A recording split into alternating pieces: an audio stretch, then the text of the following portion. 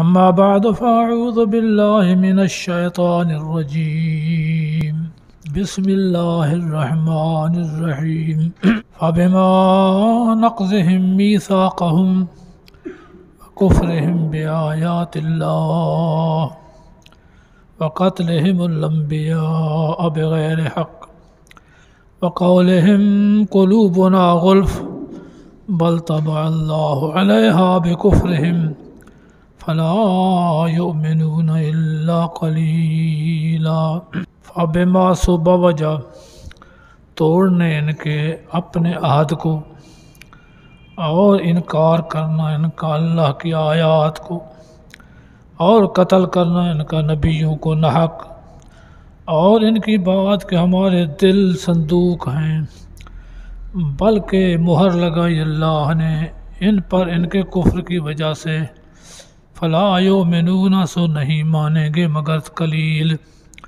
صدق اللہ مولانا العظیم وبلغنا رسولہ النبی الکریم وإنا على ذلك لمن الشاہدین والشاکرین والحمد للہ رب العالمین۔ پچھلے جمعہ عرض ہوا تھا کہ نبی اکرم صلی اللہ علیہ وسلم کے آنے سے پہلے اللہ فرماتے ہیں وَإِن كَانُوا مِن قَبْلُ لَفِي ضَلَالٍ مُبِينٍ، ساری دنیا غلط رستے پر چل رہی تھی، گمراہ تھی، میرے نبی نے آ کر ان کو راستہ بتایا۔ وہ کون لوگ تھے؟ ایک تو موسیٰ علیہ السلام کی امت سے یہودی کہتے ہیں، دوسرا عیسیٰ علیہ السلام کی امت جنہیں عیسائی اور مسیحی کہتے ہیں، تیسرا ابراہیم علیہ السلام کی امت جو اپنے آپ کو ابراہیمی کہتے تھے، اور چوتھا باقی دنیا جن کی کسی نبی کی طرف نسبت نہیں ہے لیکن ابتدا میں کسی نہ کسی نبی کی امت ہیں۔ اس میں نوح علیہ السلام ہیں، آدم علیہ السلام کے بیٹے شیث علیہ السلام ہیں، اور بھی ہیں جو پھر ہندو کہلاتے ہیں، جو ان کے ساتھ کوئی نبی کی نسبت نہیں ہے۔ یہودیوں کی گمراہی، یہود حضرت یعقوب علیہ السلام کے 12 بیٹے تھے جن کو اسرائیل کہتے ہیں۔ اسرائیل یعقوب علیہ السلام کا نام ہے، اور یہ اسحاق علیہ السلام کے بیٹے ہیں۔ اسحاق علیہ السلام ابراہیم علیہ السلام کے بیٹے ہیں۔ ان 12 بیٹوں میں ایک کا نام یہودا تھا، اس سے ان کو یہود کہتے ہیں۔ اور یہود کا معنی الذین ہادو، جنہوں نے توبہ کی۔ تو انہوں نے موسیٰ علیہ السلام جب طور پر گئے تو بچھڑے کی عبادت کی۔ موسیٰ علیہ السلام آئے، ان سے توبہ لی اور سزا میں بہت سے ان کے لوگوں کو قتل کیا، باقیوں کو معافی مل گئی۔ تو معافی ملنے کی وجہ سے ان کو الذین ہادو یہود کہتے ہیں۔ تو یہ یہود حضرت موسیٰ علیہ السلام سے لے کر عیسیٰ علیہ السلام تک تقریباً 4000 نبی آیا ہے، اور سارا ہی یہودیوں میں ان کو سمجھانے کے لیے۔ لیکن ان کی ایک تصویر ہے غلط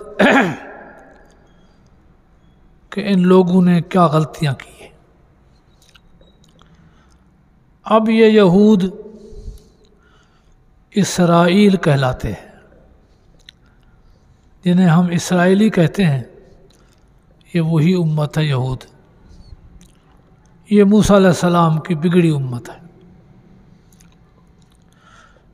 یہ بہت سے جرم کر چکے ہیں۔ اللہ تعالیٰ فرماتے ہیں لَقَدْ كَفَرَ الَّذِينَ قَالُوا عُزَيْرٌ ابْنُ اللَّهِ، یہودیوں نے حضرت عزیر کو الہ بنایا، عزیر علیہ السلام کی عبادت کی اور ابن اللہ، اللہ کا بیٹا کہہ کر عبادت کی کہ عزیر علیہ السلام اللہ کے بیٹے ہیں۔ اور وہ یہی یہودی اسرائیلی، ان میں یہ شرک ہے۔ اللہ تعالیٰ فرماتے ہیں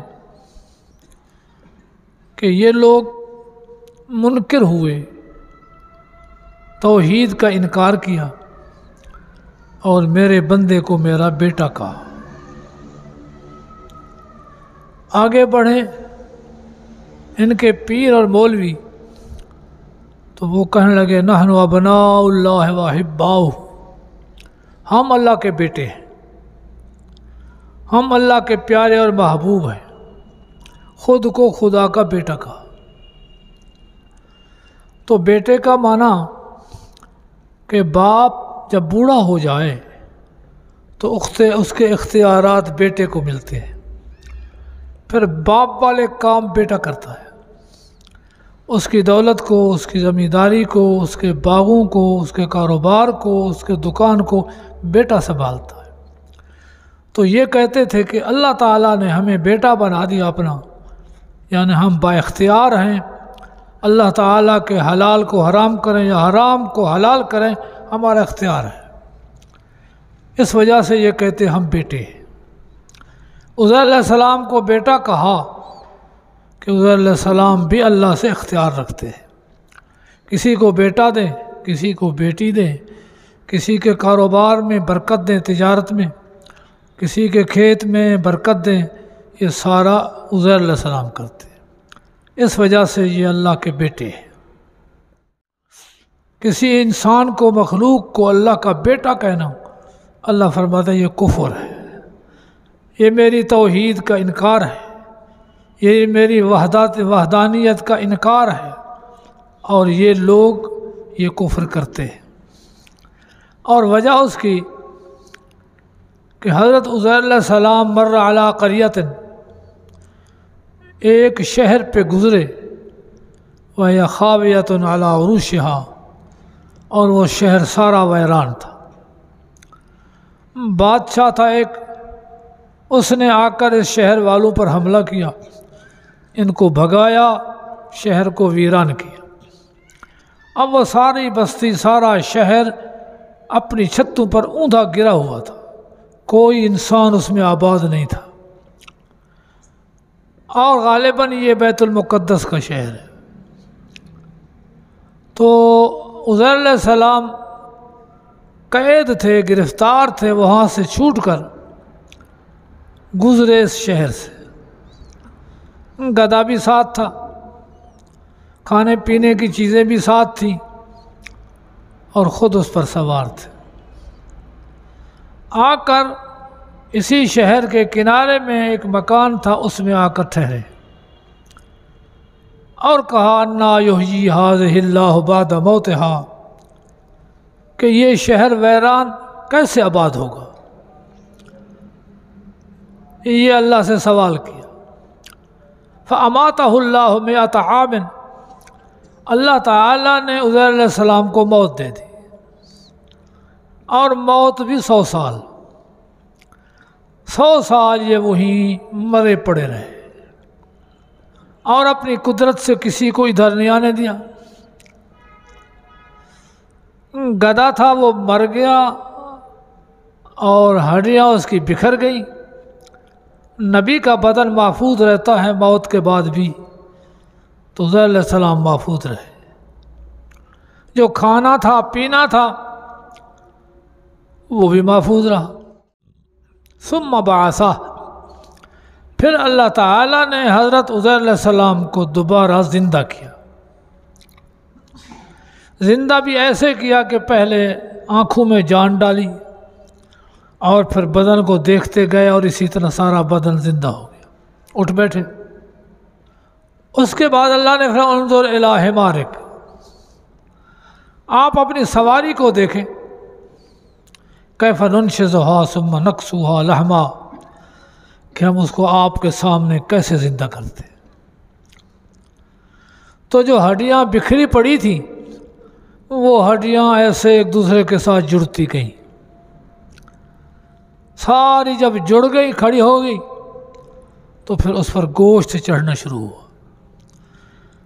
جتنا جس کا حصہ ہے گوشت کا، ٹانگوں پر کتنا، پیٹ پر کتنا، سینے پر کتنا، پیٹھ پر کتنا، گردن پر کتنا، یہ سارا ان ہڈیوں پر گوشت جڑ گیا۔ پھر اللہ تعالیٰ نے کن سے اسے گدھا بنا دیا اور بولنے لگ گیا۔ عزیر علیہ السلام کو مشاہدہ کرایا کہ قیامت ایسے آئے گی، کوئی بدن محفوظ ہوں گے جیسے آپ محفوظ تھے، آپ کو زندہ کر دیا، کوئی بدن بکھر جائیں گے، مٹی ہو جائیں گے، ہڈیاں بکھر جائیں گی، اور ان کو پھر میں دوبارہ زندہ کر کے عین اصل شکل میں لے آؤں گا۔ پھر آدمی کے اعمال ہیں، نیکی کرتا ہے، گناہ کرتا ہے، جو اعمال ہیں وہ سارے کے سارے مرنے کے بعد بھی محفوظ ہیں۔ ہر عمل، نماز، روزہ، حج، زکوٰۃ، گناہ، ثواب سب محفوظ ہے۔ تو فرمایا دیکھو کھانا بھی محفوظ، انظر الی طعامک و شرابک لم یتسنہ، کہ اپنا کھانا پینا دیکھو بالکل کچھ نہیں ہوا اس کو، اور 100 سال تک اسی جگہ رہا ہے اور اس کو کچھ بھی نہیں ہوا، ٹھیک ٹھاک ہے۔ جو 100 سال کھانے کو قائم رکھ سکتا ہے، باقی رکھ سکتا ہے، وہ ہر شخص کے اعمال کو بھی باقی رکھ سکتا ہے۔ قیامت کا نقشہ دیا سارا کہ اس طرح تم سارے زندہ ہوگے اور تمہارے اعمال اس طرح باقی رہیں گے۔ جب یہ سب نظارہ دیکھا حضرت علیہ السلام نے، قال اعلم ان اللہ علی کل شیء قدیر، واقعی میں یقین کر گیا اللہ ہر چیز پر قادر ہے، جب چاہے جس کو چاہے اس طرح زندہ کر سکتا ہے۔ جب دیکھا شہر کو، سارا آباد ہے، دنیا ہلچل میں ہے، کاروبار میں ہے، تو یہ کہا کہ کیسے زندہ ہوگا، شہر بھی زندہ ہو گیا، آباد ہو گیا۔ یہ سارا کچھ دیکھ کر حضرت عزیر علیہ السلام آئے اپنی قوم کے پاس کہ میں عزیر ہوں۔ کوئی دلیل، کوئی نشانی عزیر کی؟ 100 سال تو وہ تو پہلے گزر گئے سارے، یہ نئے لوگ ہیں۔ تو عزیر علیہ السلام کو تورات یاد تھی، باقی کسی اسرائیلی کو تورات یاد نہیں ہے۔ کہ عزیر ہے تو تورات سناؤ، تو حضرت عزیر نے تورات سنائی ان کو۔ اس سے وہ قائل ہو گئے کہ واقعی عزیر ہے، لیکن نمبر بڑھا دیا کہ صرف عزیر نہیں، یہ اللہ کا بیٹا ہے۔ اور پھر عزیر علیہ السلام کی پرستش، عبادت، پکارنا، یہ سب کچھ ہو گیا۔ تو یہود اس شرک میں مبتلا تھے اور اب بھی ہیں کہ یہود حضرت عزیر علیہ السلام کو اللہ کا بیٹا کہہ کر سجدہ کرتے ہیں، طواف کرتے ہیں، جو کچھ کرنا ہے اللہ کے لیے وہ سب کچھ کرتے ہیں۔ وَإِنْ كَانُوا مِنْ قَبْلُ لَفِي ضَلَالٍ مُبِينٍ، کہ میرے نبی کے آنے سے پہلے یہ گمراہ لوگ تھے، یہ بگڑے ہوئے لوگ تھے، یہ شرک میں مبتلا تھے۔ ایک تو خرابی یہودیوں میں یہ رہی ہے، اور آج بھی وہ اسی شرک میں مبتلا ہیں، اسی شرک میں عزیر علیہ السلام کو اللہ کا بیٹا کہتے ہیں اور حضرت عزیر علیہ السلام سے ہر چیز مانگتے ہیں۔ اس کے ساتھ ان کے باقی نقائص کہ انہوں نے انبیاء کو قتل کیا ہے بغیر حق، سمجھتے ہوئے کہ ہم غلط ہیں، نبی صحیح ہے، لیکن اس کے ہوتے ہوئے نبیوں کو قتل کیا ہے، اور ایک دن میں 70 نبی قتل کیا ہے۔ چونکہ ایک وقت میں بہت نبی ہوتے تھے، جیسے ایک وقت میں علماء بہت ہیں، تو ایک وقت میں انہوں نے صبح کے سے ظہر تک قتل کیے نبی، شام کو اپنا کاروبار بھی چلایا۔ تو یہ گمراہ اور ایسے گمراہ کہ یا تو اللہ کے نبی کو خدا کا بیٹا کہیں اور یا نبیوں کو قتل کریں۔ تو یہ بگڑی ہوئی امت تھی۔ اس سے بڑا بگاڑ کہ عیسیٰ علیہ السلام پر مقدمہ چلایا اور انہوں کو غیبانہ سزا دی، موت، زندگی ملاقات۔ اقول قولی ھذا واستغفر اللہ، آخر دعوانا الحمد للہ۔